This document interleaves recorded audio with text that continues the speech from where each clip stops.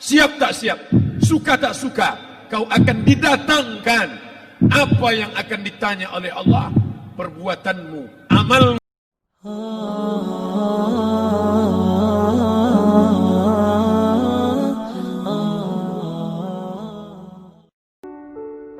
Malam ini kita menyadarkan diri kita, terlebih lagi yang berceramah, jangan kau hanya sampai menyampaikan ayat saja. Hai Abdul Samad, apakah kau yang bicara itu hatimu sudah hidup? Senantiasa merasakan diri, aku orang paling hina, aku orang paling kotor, ditempelkan kening ke lantai di tempat yang diinjak tapak kaki, mengatakan bahwa aku bukan siapa-siapa. Umur diberikan Allah 40, 60, 70. Berapa yang kupakai untuk menolong agama Allah? Berapa yang kupakai untuk mengingat Allah? Mata, tangan, telinga, kaki akan diminta tanggung jawab di hadapan Allah. Dulu dibangga-banggakan, dihormati, dimuliakan. Yang kami muliakan Al-Mukarram, Al-Ustad. Tapi pada saat tiba masanya, yang kita bawa tak lain tak bukan innallaha la yanzuru ila ajsamikum. Allah tak menengok badan, fisik, bentuk tubuh, baju, ini sampulnya saja. Wala ila suwarikum, Allah tak menengok rupa, wajah. Walakin yanzuru ila qulub, hati kamu yang bersih itulah yang kau bawa menghadap Allah Subhanahu wa taala.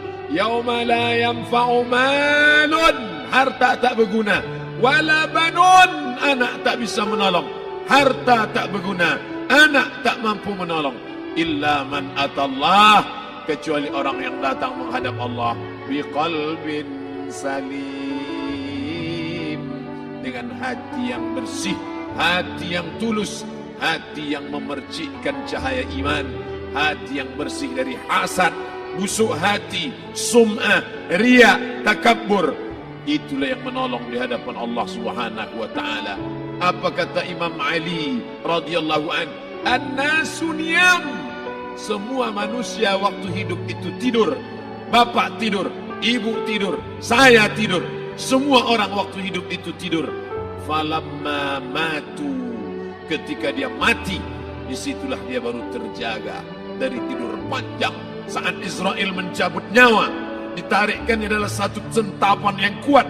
Disitulah kita baru terjaga dari tidur panjang. Betapa aku meninggalkan salat, betapa aku tak berzakat, betapa dulu kekuasaan. Aku lulus umur 30, pensiun 58, 28 tahun, apapun tak pernah kubuat untuk agama. Sibuk membesarkan anak, sibuk mengurus warisan. Anak pun tak ingat dengan kita, karena kita lupa menanamkan pendidikan agama di dalam otak kepalanya. Harta yang banyak tak sempat menolong agama Allah. Anak tunggal semata wayang tak sempat dididik agama. Istri meninggalkan dalam keadaan stres susah hatinya, karena dia tak diajarkan sabar menerima ridha ketetapan takdir Allah. Dan paling celaka, tak pernah anggota tubuh ini dipakai untuk berzikir, muhasabah, mengingat Allah. Tak pernah mata dipakai menengok Quran, kitab suci Allah. Tak pernah dipakai hati merenung sejenak, apa yang akan kubawa mati menghadap Allah Subhanahu wa taala. Abdul Samad dari dalam tanah naik ke atas tanah, ceramah, masuk balik ke dalam tanah. Yang kau bawa apa? Baju koko tinggal, peci tinggal, pakaian kehormatan tinggal. Yang kau bawa kain tidak berjahit, disobek, kerak. Itu yang akan menyampul kulitmu, yang selama ini kau dimandikan, dibersihkan oleh ibumu dulu 60 tahun yang lalu. Sampai masanya kau lupa kapan kau dimandikan dulu. Sekarang ruh melihat, disebut dia ruh karena dia raha ya ruhu ruh, seperti aroma semerbak yang datang pergi hinggap. Ruh sampai masanya dia datang masuk ke dalam jasad. Ruh sampai masanya dia pergi meninggalkan jasad. Malam ini dimuliakan Al-Mukarram Haji Abdul Samad LCMA. Kenapa Abdul Samad ini dimuliakan? Karena ruh hinggap sejenak sebentar, sampai masanya besok pagi dia ruh keluar dari dalam tubuh ini. anak yang katanya ayahku sayang, istri katanya kaulah abang. Sampai masanya mereka tak lagi mau mendekat. Rumah itu saya yang buat, saya yang mengukurnya. Tapi begitu ruh sudah keluar dari badan, tidak satu pun semeter, sesenti, sejengkal, sehasta ada tempat di rumah itu untuk jenazah bernama jenazah Abdul Somad. Mana kawan, sahabat, andai tolan, anak menantu, teman sekantor, semuanya pergi meninggalkan. Yang tetap dibawa, kalau pernah kaki melangkah salat berjamaah di masjid, kalau pernah tangan mengusap kepala anak yatim, kalau pernah tangan mengucap subhanallah. Nanti di akhir tausiah kita akan berzikir, munajat, muhasabah diri, berdoa, mengenang apa yang akan kita bawa menghadap Allah Subhanahu wa taala. Datang malaikat membawa kain kafan dari cahaya, akan menyambut ruh yang mulia. Hadis riwayat Ahmad bin Ambal dalam kitab Al-Musnad, turun malaikat berlomba-lomba membawa kain putih dari cahaya, menunggu ruh akan keluar. Ruh menetes seperti embun di ujung daun. Daun tidak bergoyang, ranting tidak patah. Ruh menetes pelan turun ke dalam kain kafan, dibawa malaikat ke pintu langit. Tak sabar mereka menyambut. Inikah dia yang selama ini berjamaah? Berapa banyak yang masyhur terkenal di bumi, malaikat tak mengenal dia. Ini roh siapa? Tapi ini bukan LCMA, dia bukan ustaz, dia bukan ulama, tapi imannya dalam, kekuasaan dipakai menolong agama Allah. Ruhnya keluar di bawah, semua malaikat mengucapkan salam. Inilah orang yang selama ini kami tunggu-tunggu, catatannya sudah lama. Setiap pagi petang malaikat subuh membawa catatan namanya, malaikat malam membawa catatan namanya. Kami merindukannya. Begitu orang-orang yang masyhur di langit tapi tak dikenal makhluk bumi. Tapi ada sebaliknya, yang rohnya disentapkan, ditarik malaikat dengan begitu tarikan yang sangat kuat. Nabi bertanya saat Isra Mi'raj kepada mereka yang sudah mati ribuan tahun yang lalu, apa yang kalian rasakan? Yang satu mengatakan seperti tebasan pedang di tempat yang sama beratus kali. Yang satu mengatakan seperti kambing yang dikuliti hidup-hidup. Yang satu mengatakan seperti mata kail pancing ditarik dari kulit yang basah. Maka kita berdoa setiap selesai salat, Allahumma hawwin alaina, ringankan kami ya Allah, fi sakaratil maut, di saat sakaratul maut yang amat sangat menyakitkan itu, di saat malam pertama di tempat yang gelap, di tempat yang tak pernah diimpikan oleh orang, tapi kita tetap melewati dan merasakannya. Perlahan-lahan cacing tanah, ular-ulat kalajengking akan menggerogoti kulit yang selama ini dimandikan, selama ini dipakaikan sampo yang mahal, selama ini dioleskan pelembab yang lembut. Tapi ternyata sebelum roh keluar jasad, setelah keluar, dia hanya akan menjadi santapan cacing tanah, hancur berkeping hari demi hari. Yang pertama kali membusuk adalah mata, karena dia berisi cairan. Cairan ini mengering, busuk dan berlubang. Lalu kemudian usus sebulan di dalam tanah, mulai dia menggelembung masuk angin dan dia meletus pecah. Cacing-cacing tanah mulai datang menggerogoti, memakan. Habis, siap tak siap, suka tak suka, kau akan didatangkan. Apa yang akan ditanya oleh Allah? Perbuatanmu, amalmu.